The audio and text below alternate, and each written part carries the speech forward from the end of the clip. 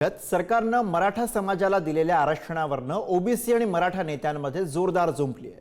OBC नेते छगन भुजबळ यांनी सरकारनं काढलेल्या जीआरला हायकोर्टामध्ये आव्हान देणार असल्याचं म्हटलं।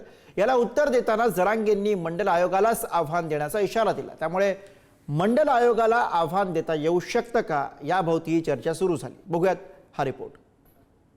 ओबीसी नेते जीआरला हायकोर्टात आव्हान देणार, जरांगेंचा थेट मंडल आयोगालाच आव्हान देण्याचा इशारा। ओबीसी आणि मराठा नेत्यांमध्ये जीआर वरून जुंपली। सरकारनं जीआर काढून दिलेल्या आरक्षणावरून आता मराठा नेते आणि ओबीसी नेते यांच्यामध्ये जोरदार जुंपली आहे। छगन भुजबळ यांनी सरकारनं काढलेल्या जीआरला हायकोर्टात आव्हान देणार असल्याचं सांगितलं। त्यानंतर जरांगे पाटलांनी थेट मंडल आयोगालाच आव्हान देण्याचा इशारा दिला। हा जो जीआर आहे त्यातली शब्दरचना जी आहे ती पुढे जी आहे ही ओबीसी साठी अडचणीची ठरणार आहे। आज जरी सगळे आम्ही कुणी सांगत असले सरकार की कुणालाच त्रास नाही, कोण सांगतं मराठ्याचे सगळे प्रश्न सुटले, कोण म्हणतो 3 कोटी लोक आता ताबडतोब ओबीसी झाले, आता 3 कोटी, ते जर खरं असेल तर हे खोटं आहे आणि हे खरं असेल तर ते खोटं आहे। तर त्या खऱ्या खोटं नक्की काय आहे हे शोधण्याचा जीआर नुसार ज्या नोंदी आहेत हैदराबाद गॅझेटमध्ये त्याचे प्रमाणपत्र द्यायला सुरू करा। जर का थोडं इकडं तिकडं केलं ना रे बाबा, कोणाचं ऐकून, एवल्या फेवल्याचं कोणाचं ऐकून, जीआर मध्ये जर आमच्या काही शब्दात हेराफेरी जर काही केल्या, जर का काय झालं तर एक लक्षात ठेवा, 1994चा जीआर आम्ही सुद्धा चॅलेंज करणार आहेत आणि मान्य न्यायालयाला तो सुद्धा रद्द करावा लागणार। तुम्ही जर आमच्या मुळावर उठणार असला तर आम्ही सुद्धा तुमच्या मुळावर आता उठणार। एवढंच मला क्लिअर कट सांगायचं होतं। जरांगे पाटील यांनी थेट ओबीसी आरक्षणाचा आधार असलेल्या मंडल आयोगालाच आव्हान दिल्यामुळे हा प्रश्न चर्चेत आलाय की मंडल आयोगालाच थेट आव्हान देणं शक्य आहे का? हा, ही लोकशाही आहे आणि लोकशाहीत आता आमच्या आरक्षणाला जर कोणी जर चॅलेंज करणार असेल तर आम्हाला सुद्धा करावं लागेल ना। मग कुणाचं अवैध असलेलं, कुणाचा दुसऱ्याच्या वाट्याचं आरक्षण मिळालेलं, ते सुद्धा आम्हाला अधिकार आहे ना कोर्टात जायचा। जर काही लोकांना आमच्या विरोधात प्रत्येक वेळी कोर्टात जाता येत असेल तर त्याच्यावर आम्हाला सुद्धा कोर्टात जाता येईल ना। मनोज जरांगे पाटील हे मुंबईतल्या आरक्षणाच्या लढ्याला यश मिळाल्यानंतर आज पहिल्यांदाच अंतरवाली सराटीमध्ये पोहोचले। तिथे जरांगे पाटील यांचं जंगी स्वागत झालं। ज्यावेळी जरांगे पाटील यांनी सरकारला 17 तारखेचं अल्टिमेटम दिलं। काही जण काही बोलते त्यांच्याकडे दुर्लक्ष करायचं। आपण इतकं जातील दिलं ना, काय करू काय नाही, फक्त एक मागवतो गावाला। आता मी गावा मागितलं 2 वर्षात एक मागवत, फक्त तेवढं द्यायचं आता गावकऱ्याला। सगळं मिळेल मराठीने, काय नाही राहिलं। जवळपास 96% लढाई जिंकली, 4% म्हणजे काहीच नाही। ते चालता फिरता आपण 96 ओढून घेऊ त्यांना। मंत्रिमंडळाच्या उपसमितीच्या सगळ्या मंत्री महोदयांना, विखे साहेबासहित सगळ्यांना आज माझी एक विनंती आहे।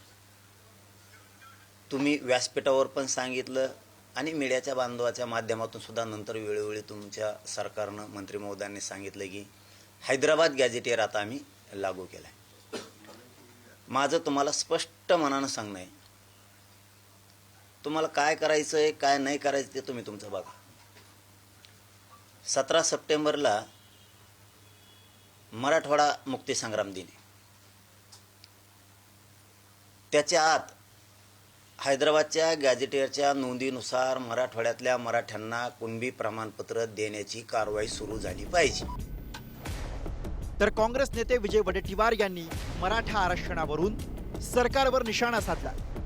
सरकारकडनं ओबीसी समाजाला खेळवण्याचा प्रयत्न सुरू असल्याचं वडेट्टीवारांनी म्हटलं। मुख्यमंत्री महोदयांनी या संदर्भात सर्वपक्षीय बैठक बोलवावी आणि ती भूमिका विशद करावी। आम्ही जाऊ आणि मुख्यमंत्री महोदयांना सांगू की याचा काय परिणाम होतोय, त्यांचं म्हणणं काय आहे आणि आमचं म्हणणं काय आहे। जर त्यांच्या म्हणण्यानुसार समाधान होत असेल तर आम्ही लोकांच्या पुढे जाऊन सांगू, परंतु याचंही नुकसान होणार नाही, त्यांचंही नुकसान होणार नाही, यांनाही फायदा होईल त्यांनाही फायदा होईल। म्हणजे हे जे काही आहे हे दोनही समाजाला खेळवण्याचा प्रकार आहे। एकदा वडेट्टीवारजींनी हे सांगितलं पाहिजे, हे वडट्टीवानी सांगितलं पाहिजे की कुठल्या शब्दाने कुठल्या वाक्याने ओबीसीवर अन्याय होतो आहे आणि सरकार ऐकून घ्यायला तयार आहे.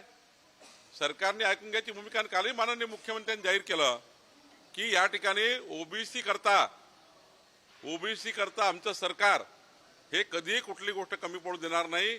आणि मी तुम्हाला दाव्याने सांगतो, ओबीसीच्या वाट्याचं आरक्षण आमचं सरकार, आमचे मुख्यमंत्री कधीही कुणाच्याही वाट्यात जाऊ देणार नाही. ओबीसीच्या ताटातलं आरक्षण हे दुसऱ्याच्या ताटात जाणार नाही, याची काळजी सरकारने घेतली आहे, सरकार घेत आहे. ओबीसी आणि मराठा नेते यांच्यात हा वाद उफाळून आलेला असतानाच तिकडे लक्ष्मण हाके यांनी राज्याच्या 12 जिल्ह्यांतून संघर्ष यात्रा काढणार असल्याचं जाहीर केलं. तसंच त्यांनी भारतीय जनता पक्षावर सुद्धा टीका केली. त्याला राधाकृष्ण विखे पाटलांनी जोरदार प्रत्युत्तर दिलं. आरक्षण केलं तर तुम्ही म्हणताय तसं काही वस्तुस्थिती नाहीये. कारण आपण कोणत्याही ओबीसी समाजाचं आरक्षणाला धक्का न लावता ते आपली कमिटमेंटच आहे.